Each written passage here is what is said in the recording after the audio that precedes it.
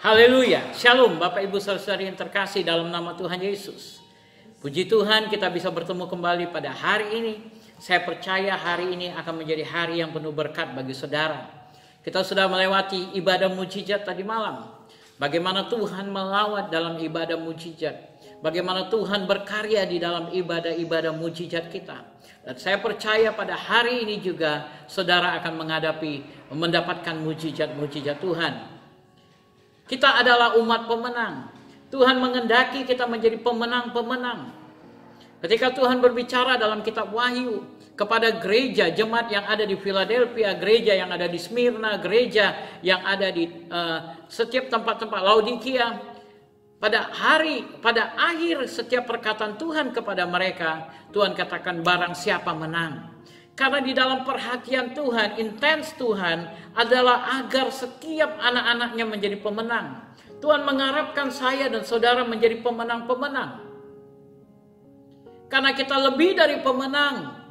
Kitab Roma katakan kita lebih dari pemenang oleh Kristus Yesus. Kita diberikan Yesus yang telah menjadikan kita menjadi pemenang. Kristus yang menjadikan kita pemenang. Dan Tuhan kita itu adalah pemenang. Dia telah kalahkan maut. Dia kalahkan semuanya dan merebut kemenangan, kehidupan. Dan dia mau engkau juga menjadi pemenang-pemenang. Pada hari ini saya mau ajak saudara untuk membuka Hakim-Hakim pasal yang ke-11 tentang suatu pribadi yang bernama Yefta. Siapa sajakah yang bisa menjadi pemenang? Dari cerita Yefta ini kita bisa belajar tentang siapa Yefta. Di dalam Hakim-Hakim pasal 11 ayat pertama dan ayat yang kedua. Adapun Yefta orang Gilead itu adalah seorang pahlawan yang gagah perkasa, tetapi ia anak seorang perempuan Sundam. Ayah Yefta ialah Gilead.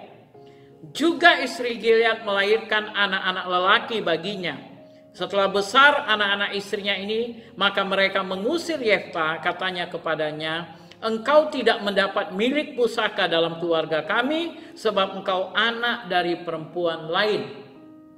Bapak Ibu saudara-saudara yang terkasih, siapapun dalam hidup ini bisa membuat kesalahan. Salah satunya firman Tuhan menceritakan tentang seorang pria yang bernama Gilead. Bagaimana Gilead ini akhirnya melakukan hubungan zina dengan seorang perempuan Sunda. Dan tanpa disadarinya bahwa hubungan itu kemudian menjadi anak. Perempuan ini hamil dan minta pertanggungjawaban kepada Gilead. Dan kemudian setelah anak ini lahir, namanya juga perempuan sundal, sehingga dia merasa ini mungkin jadi penghalang bagi dia. Sehingga dia bilang kepada Gilead, bawa ganti rugi kepada saya. Dan kebetulan Gilead istrinya belum punya anak, sehingga Gilead merasa mungkin istrinya akan menerima Yefta. Sehingga dia bawa pulang anak ini ke rumahnya. Dan ketika melihat Gilead membawa Yefta pulang, pasti istrinya marah sekali, anak siapa. Dan apalagi setelah mengetahui bahwa itu hasil hubungan gelap dengan pelacur. Tetapi karena istrinya belum punya anak, ketika melihat anak bayi, seorang hati wanita pasti akan tergoda juga untuk menyayangi anak itu. Tetapi apa yang terjadi? Setelah Yefta lahir, kemudian lahir juga anak-anak Gilead dari istrinya. Sehingga Yefta sekarang punya adik-adik. Dan di dalam masa pertumbuhan, di awal mereka masih kanak-kanak, mereka bermain bersama-sama. Dan mungkin Yefta disuruh mengurusi adik-adiknya. Tapi kemudian ketika adik-adiknya mulai tumbuh dewasa, mereka mendengar kabar bahwa ternyata Yefta ini bukan anak kandung ibunya. Mereka satu bapak tetapi berbeda ibu. Sehingga mereka mungkin, ya atas mungkin bisikan ibunya, menceritakan semuanya dan menyuruh anak-anak ini mengusir Yefta supaya mereka tidak kehilangan warisan, tidak kekurangan warisan. Sehingga akhirnya singkat cerita Yefta diusir. Yefta diusir. Yefta diperlakukan dengan tidak adil. Saudara lihat bagaimana kisah hidup Yefta. Dari perempuan sundal, kemudian awalnya ditolak, tapi kemudian benar-benar ditolak, dibuang. Tetapi apakah seorang yang lahir karena kesalahan, anak seorang pelacur, benih dari seorang pelacur, ditolak, dibuang, bisa jadi pemenang? Mari kita lihat kisah hidup selanjutnya daripada Yefta. Di dalam ayat yang ketiga berkata, maka larilah Yefta dari saudara-saudaranya itu dan diam di tanah Tob. Di sana berkumpullah kepadanya petualang-petualang yang pergi merampok bersama-sama dengan dia. Beberapa waktu kemudian Bani Amon berperang melawan orang Israel. Dan ketika Bani Amon itu berperang melawan orang Israel, pergilah para tua-tua Gilead menjemput Yefta dari tanah Tob. Firman Tuhan mencatat akhirnya Yefta lari dari rumahnya dan bergabung dengan para petualang-petualang yang pergi merampok. Artinya dengan para perampok-perampok. Dan kemungkinan besar dia menjadi pemimpin dari geng ini, perampok-perampok ini. Dan sangat ditakuti mungkin. Sehingga ketika Bani Israel berperang dengan Bani Amon, maka para tua-tua Gilead katanya pergi menjemput Yefta, meminta pertolongan Yefta. Karena Yefta dengan gengnya adalah para pahlawan-pahlawan yang gagah perkasa. Ayat 6 dikatakan, kata mereka kepada Yefta, mari jadilah panglima kami, dan biarlah kita berperang melawan Bani Amon. Tetapi kata Yefta kepada para tua-tua Gilead itu, bukankah kamu sendiri membenci aku dan mengusir aku dari keluargaku? Mengapa kamu datang sekarang kepadaku pada waktu kamu terdesak? Kemudian berkatalah para tua-tua Gilead kepada Yefta, memang kami datang kembali sekarang kepadamu. Ikutilah kami dan berperanglah melawan Bani Amon, maka engkau akan menjadi kepala atas kami, atas seluruh penduduk Gilead. Kata Yefta kepada para tua-tua Gilead, jadi jika kamu membawa aku kembali untuk berperang melawan Bani Amon, dan Tuhan menyerahkan mereka kepadaku, maka akulah yang akan menjadi kepala atas kamu. Terjadilah negosiasi antara Yefta dengan para tua-tua Gilead. Yefta juga tidak mau jadi bodoh, saudara, hanya dimanfaatkan. Dia berkata, kalau nanti kita menang, aku berhasil mengalahkan Bani Amon, apakah kalian siap mengangkat aku menjadi kepala atas kamu? Ayat 10, lalu kata para tua-tua Gilead kepada Yefta, demi Tuhan yang mendengarkannya sebagai saksi antara kita, kami akan berbuat seperti katamu itu. Maka Yefta ikut dengan para tua-tua Gilead, lalu bangsa itu mengangkat dia menjadi kepala dan panglima mereka, tetapi Yefta membawa seluruh perkaranya itu ke hadapan Tuhan di Mizpah. Saudara, mungkin sedikit membingungkan bagi kita. Seorang perampok tetapi kemudian membawa perkaranya kepada Tuhan. Bagaimana mungkin? Karena kadang-kadang bisa saja keadaan itu memaksa seseorang untuk melakukan hal-hal yang salah. Contohnya kita mengingat mungkin tentang kisah Robin Hood.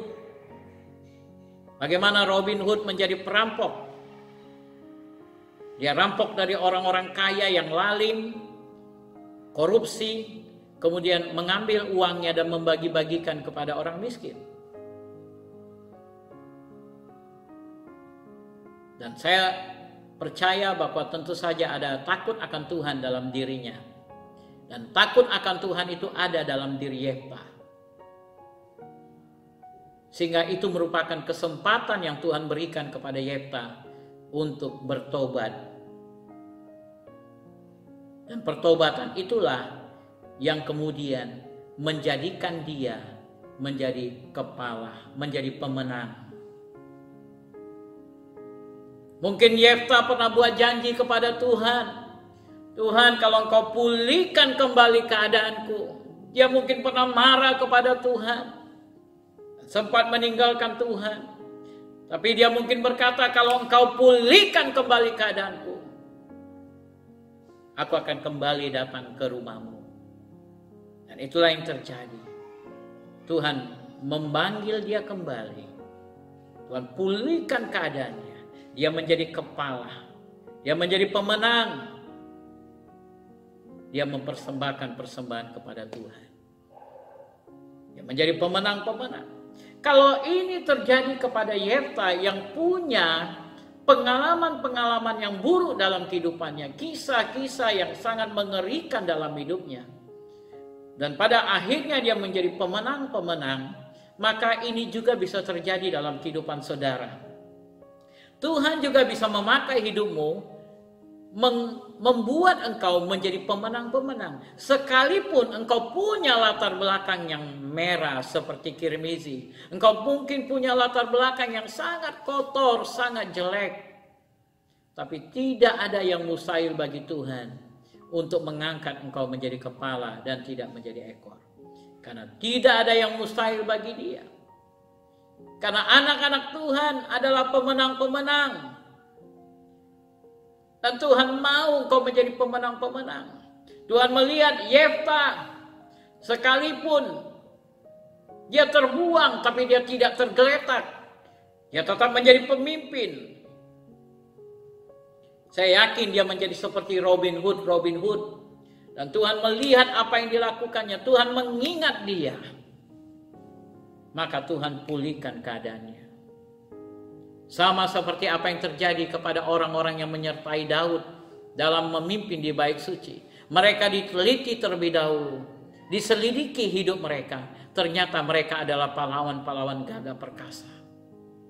Tuhan memakai orang-orang yang gagah perkasa untuk menjadi pemenang-pemenang. Apakah engkau kecewa dengan keadaanmu? Apakah engkau tidak bisa menerima dengan masalah-masalah yang terjadi? Kesusahan-kesusahan hidup yang datang kepadamu? Pergumulan-pergumulan penyakit yang datang dalam hidupmu? Engkau bisa jatuh, tapi jangan pernah tergeletak. Tangan Tuhan senantiasa terulur kepadamu untuk mengangkat engkau dan menjadikan engkau menjadi pemenang-pemenang. Mari bangkit, jadilah pemenang-pemenang. Tuhan tidak tertarik dengan masa lalumu, Tuhan tertarik dengan masa depanmu, dan Dia punya rencana yang luar biasa bagi hidupmu. Rancangan-rancangan yang indah, rancangan-rancangan yang penuh dengan hari depan. Mari kejar itu, Bapak Ibu Saudara-saudari yang terkasih. Kejar itu, raih itu. Sehingga ketika engkau pulang ke rumah Bapa di surga, engkau akan disambut dengan luar biasa. Mari hambaku yang baik dan setia. Mari masuk dalam perjamuan bersama denganku. Dan nikmati kebaikan-kebaikan Tuhan. Kiranya Tuhan memberkati saudara. Mari kita berdoa. Kami bersyukur Bapa untuk hari ini yang Tuhan sudah berikan. Terima kasih buat firman-Mu. Karena Engkau mengendaki kami menjadi pemenang-pemenang. Dan melalui kisah hidup Yefta, biarlah kami belajar untuk tidak hanya terpengaruh dalam kegagalan-kegagalan di masa lalu. Tapi biarlah kami senantiasa memandang ke depan. Karena bersama dengan Yesus kami akan menjadi pemenang-pemenang. Berkati setiap anak-anak-Mu yang sudah mendengarkan firman-Mu Bapa. Di dalam nama Yesus kami berdoa. Amin. Amin. Kiranya Tuhan memberkati saudara. Stay safe and God bless you. Shalom.